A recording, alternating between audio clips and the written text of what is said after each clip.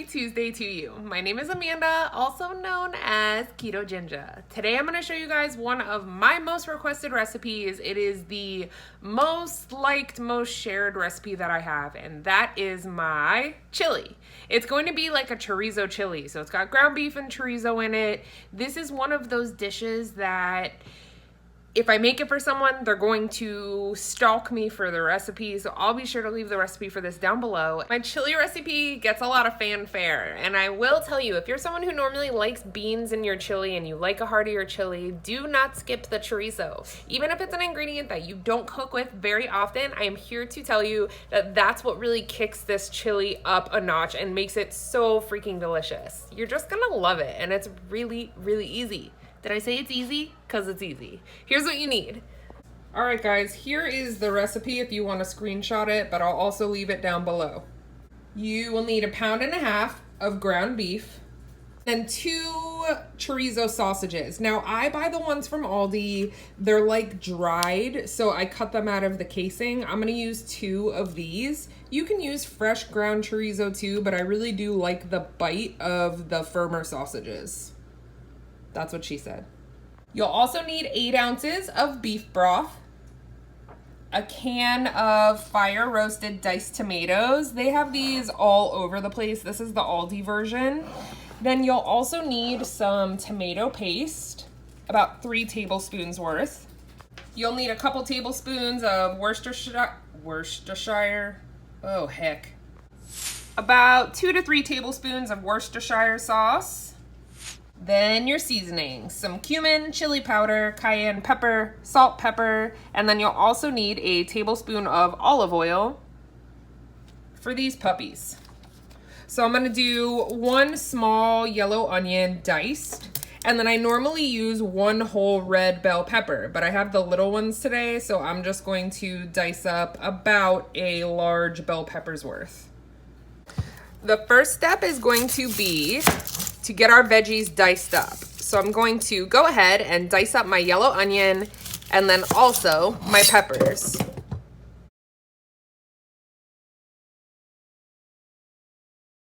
Next, we're gonna do the same thing with if you did a whole bell pepper or if you did the minis. I just washed them really well, and now I'm going to take out all the seeds and the membranes, and we will get these diced up.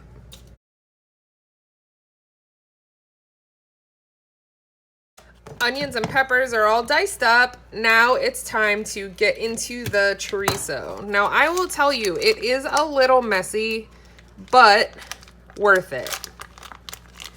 So I'm gonna pull out a couple of links here. I'm gonna use my little ninja chopper to chop up the chorizo. It is super, super tough and firm until you get it heated. So doing it by hand is really labor intensive. Now they're like a sausage, okay? So they have a casing on them. I'm gonna go ahead and remove the casing from both of these links of chorizo. Once the chorizos are out of the casing, go ahead and chop them up into chunks or use a food chopper, and that's exactly what I'm gonna do. I just wanna get it into slightly smaller pieces first, and then it's gonna go right into this little guy.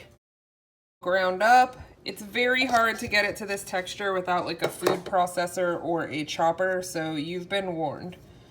If you try to do this with a knife, you're gonna end up with carpal tunnel. Hard part's done, now we're ready to get cooking. Got a nice soup pan here. I'm gonna add a little bit of avocado oil, and I'm going to saute the peppers and onions for about 5 minutes on medium-high heat.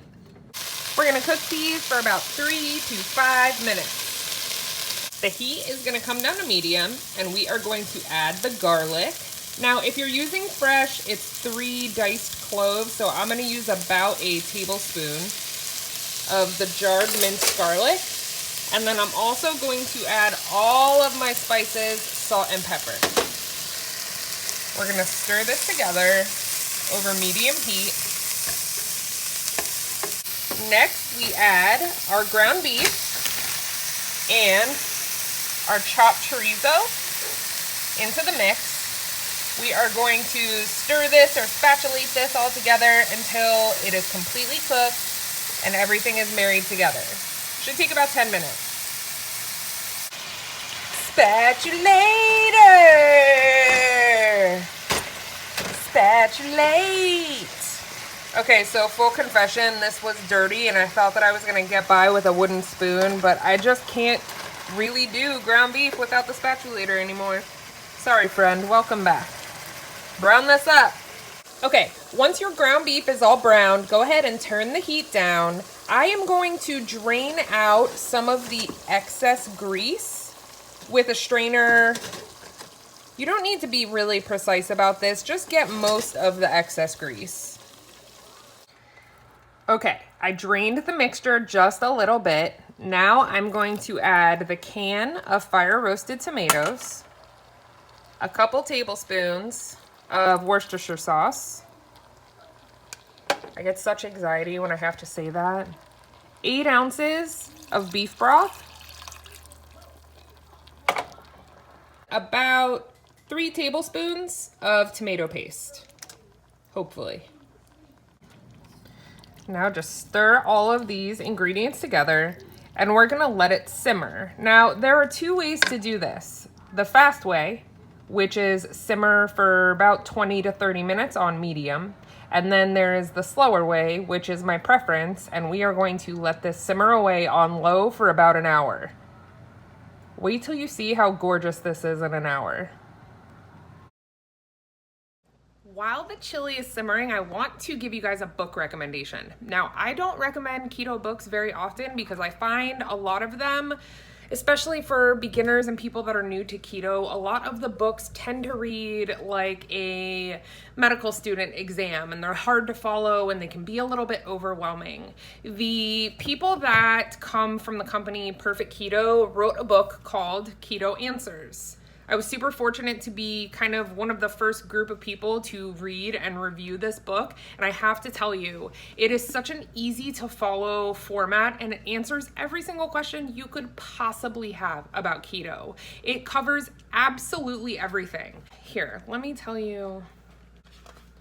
It covers absolutely everything. It gives some of their story. It debunks some myths, gives you benefits, it gives you foods, it gives you starting, it tells you what supplements to take. It's literally a how-to manual, but it's explained in a really easy to follow format. So I highly recommend this book. I'll leave the Amazon link down below. It's only 10 bucks and I'm here to tell you it will be 10 bucks well spent and it's going to answer some of your burning questions. Whether you are new to keto or you are seasoned, this belongs on your keto bookshelf. I hope you guys will read it. I absolutely love it.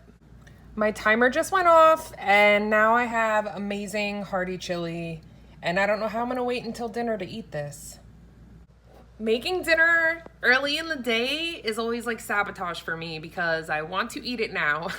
I'm gonna let it cool and then I'll throw it into Tupperware and that's what we will have for dinner tonight.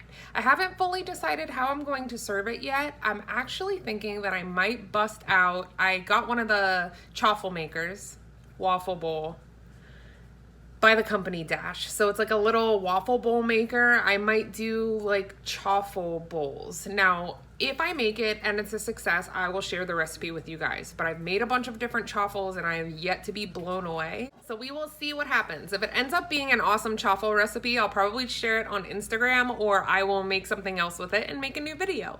I hope you guys enjoyed this super easy chili recipe. If you're new here, I hope you'll consider sticking around and subscribing. We do a lot of really fat kid friendly keto meals. Have the best day and I'll see you guys really soon.